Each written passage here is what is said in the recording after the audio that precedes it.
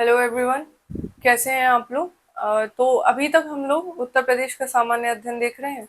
और उत्तर प्रदेश के सामान्य अध्ययन में हम उत्तर प्रदेश का भूगोल पढ़ रहे हैं। तो उत्तर प्रदेश के भूगोल में हम लोगों ने अभी तक क्या क्या कवर किया? उत्तर प्रदेश का भौतिक विभाजन और उत्तर प्रदेश की कृषि के बारे में हमने जाना कि कहाँ कौन सी फसल होती है, उत्तर प्रदेश का उसमें कौन सा स्थान है और क्या चुनौतियां हैं, क्या योजनाएं सरकार ने लागू की हैं और क्या हम अपनी तरफ से समाधान सुझाव दे सकते हैं, वो भी हमने डिस्कस किया। तो अब हम देखते हैं कि क्या है आगे। अब हमें डिस्कस करना है रबी, खरीफ और जायद की फसलों के बारे में डिटेल में। तो कौन कौन सी फसलें जो है जायद की होती हैं और कौन कौन सी फसलें रबी खरीफ की हैं और उनके लिए क्या अनुकूल परिस्थितियां हैं। तो देखो, ये तो हम पहले ही देख चुके थे कि खरीफ की फसलों में क्या क्या है, रबी की फसलों में क्या क्या है और जायद में क्या क्या है। एक बार मैं फिर से बता देती हूँ कि जो खरीफ की फसल है वो मई जून में बोई जाती है और अक्टूबर नवंबर में काटी जाती है। और इसमें अधिक वर्षा और गर्म जलवायु की आवश्यकता होती है, क्योंकि हमें पता है कि खरीफ जो है वो मानसून के समय में बोई जाती है और काटी कब जाती है? अक्टूबर नवंबर में। तो जब बोई जाती है तो उस समय क्या होता है कि अधिक वर्षा चाहिए और जलवायु जो है वो ठंडी नहीं चाहिए, जलवायु गर्म चाहिए। ऐसे ही रबी जो जो है वो अक्टूबर नवंबर में बोई जाती है और मार्च अप्रैल में काटी जाती है, यानी कि इसके लिए शीत ऋतु की आवश्यकता होती है, गर्मी नहीं चाहिए, है ना। ठंडा मौसम और सिंचाई बहुत जरूरी है, बिना सिंचाई के नहीं काम चलेगा। उसके बाद जायद है, तो जायद जो है वो मार्च में बोई जाती है, जून के आसपास काट ली जाती है। और इसका मतलब है कि ये गर्मी का समय है और इसके लिए आवश्यकता क्या है कि गर्मी और कम अवधि में ये हो जाता है ना। तो अब इसके आगे देखते हैं हम कि रबी की ऋतुओं में क्या क्या बातें हमें पढ़नी है। तो हमने ये बातें तो डिस्कस करी। अब जो रबी की ऋतुएं हैं उनमें तापमान कितना चाहिए होता है? 10 डिग्री सेल्सियस से 25 डिग्री सेल्सियस, यानी कि तापमान ठंडा ही होता है। वर्षा कम होती है उस समय। तो जो है सिंचाई की आवश्यकता होती है। और मिट्टी जो है वो दोमट और चिकनी मिट्टी होती है ना। तो जो दोमट मिट्टी होती है, चिकनी मिट्टी होती है, जिसमें से जो पानी है वो बह जाता है, ऐसी प्रकार की मिट्टी की हमें रबी की फसलों के लिए आवश्यकता होती है। तो अब देखो, हमने इसमें बताया है कि आगे वाली स्लाइड में हम क्या पढ़ने वाले हैं, जिसमें हम गेहूं, जौ, चना, सरसों, मटर, इन 5 प्रमुख रबी फसलों के बारे में देखने वाले हैं। ठीक है, तो चलो आओ देखते हैं रबी की प्रमुख फसलें और उनसे रिलेटेड जो फैक्ट्स हैं। तो देखो, भारत की मुख्य खाद्य फसल जो है वो गेहूं है। ये हमने पहले ही डिस्कस कर लिया था। और उसके बाद कहाँ कहाँ सबसे ज्यादा उत्पादन होता है? उत्तर प्रदेश में, पंजाब में और मध्य प्रदेश में इसका सर्वाधिक उत्पादन होता है।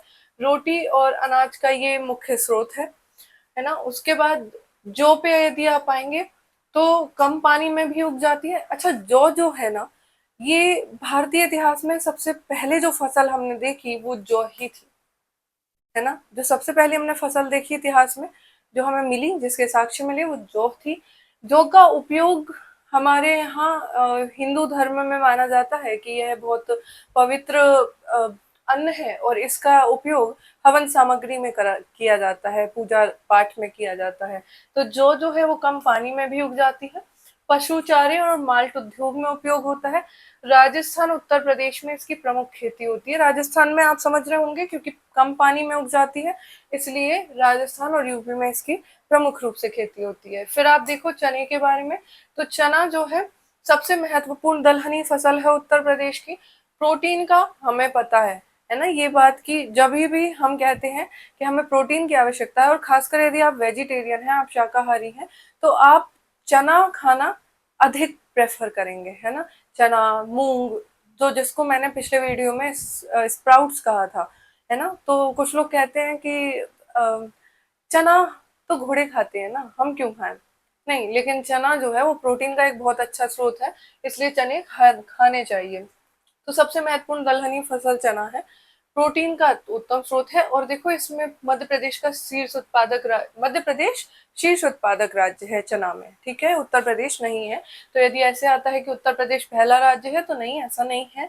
चने के मामले में, गेहूं के मामले में है और गन्ने के मामले में पहला स्थान है ना। अब देखो सरसों, देखो तो सरसों में प्रमुख तिलहनी फसल सरसों ही है। और अब सरसों के खेत कितने प्यारे और सुंदर लगते हैं ये तो हम जानते हैं।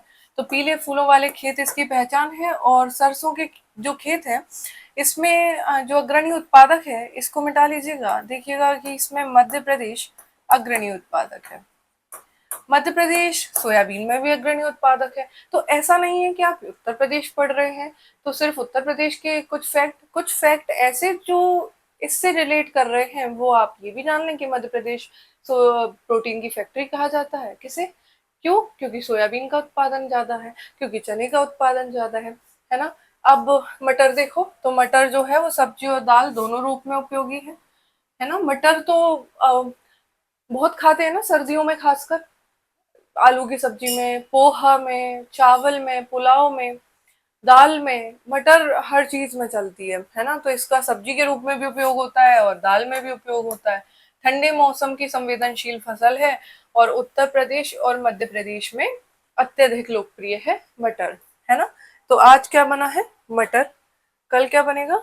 मटर। तो मटर जो है वो काफी इम्पोर्टेंट फसल है। उसके बाद आप देखो तो हम खरीफ की फसलों के बारे में देख लेते हैं। खरीफ की फसल हमें ये तो पता ही है। उसके बाद पूर्वी और मध्य भारत यानी कि उत्तर प्रदेश, बिहार, पश्चिम बंगाल, महाराष्ट्र इसके प्रमुख उत्पादक क्षेत्र हैं। धान खरीफ की सबसे महत्वपूर्ण और व्यापक फसल है ना। तो धान जो है वो सबसे महत्वपूर्ण और व्यापक फसल है और इसकी आवश्यकता ये है कि 25 से 35 डिग्री सेल्सियस तापमान यानी कि गर्म तापमान, वर्षा अधिक, जलोढ़ और चिकनी मिट्टी चाहिए। जलोढ़ मिट्टी जब हम मिट्टी के बारे में पढ़ेंगे तब मैं आपको बताऊंगी, ठीक है। तो अब जो खरीफ की प्रमुख फसलें हैं हम उनको देख लेते हैं। तो देखो कि धान क्या है? खरीफ की सबसे बड़ी फसल है और इसके लिए अधिक जल और नमी चाहिए और इसमें पश्चिम बंगाल और उत्तर प्रदेश एक अग्रणी राज्य है। मक्का देखो, मक्का, भुट्टा बरसात में हम सब खाते हैं तो अपेक्षाकृत कम पानी में उग जाती है और कर्नाटक और मध्य प्रदेश इसके प्रमुख उत्पादक राज्य हैं। इसके बाद बाजरा, तो ये सूखा सहनशील मोटा अनाज है, पोषक तत्वों से भरपूर श्री अन्न। तो जो श्री अन्न योजना है या जो मिलेट का प्रमोशन जो किया जा रहा है वो बहुत इंपॉर्टेंट है ना। फिर जो कपास है उसको हम सफेद सोने के नाम से भी जानते हैं। कपड़ा उद्योग की मुख्य सामग्री है और गुजरात शीर्ष उत्पादक राज्य है।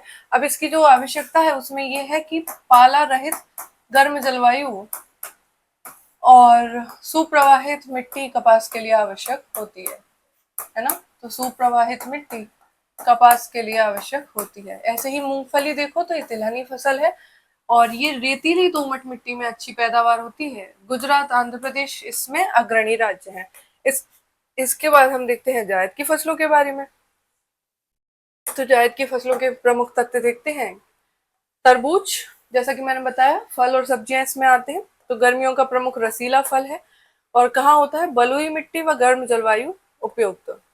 और राजस्थान, उत्तर प्रदेश में इसकी खेती होती है। ककड़ी, खीरा सलाद में खाते हैं, है ना, सब जानते हैं। मूंग, मूंग की दाल भी बनती है, मूंग के स्प्राउट्स भी बनते हैं। ऐसे ही कद्दू और तोरई ये मुख्य सब्जी है और जो कि हम एस्पिरेंट्स को बिल्कुल पसंद नहीं आती। फिर खरबूजा है, मस्क मेलन, गर्मी में ये भी बहुत लाभदायक होता है खाने के लिए। तो जो जो हम पिज्जा, बर्गर और फ्रेंच फ्राइज ये सब चीजें खाते रहते हैं उसकी तुलना में हमें खाना चाहिए खरबूजा, हमें खानी चाहिए ककड़ी, तरबूज, मूंग का इस्तेमाल किया जाना चाहिए। कद्दू, तोरई भी खाने चाहिए बट आप आपको पसंद नहीं है तो आप दूसरी प्रोटीन डाइट ले सकते हैं, जैसे आप छोले खा सकते हैं, आप राजमा खा सकते हैं, लेकिन मसाले कम करके, है ना। ठीक है, तो अब यहाँ तक हमने ये चीजें डिस्कस करी। उसके बाद हम लोग अब नेक्स्ट वीडियो में मिलते हैं। ठीक है, थैंक यू सो मच।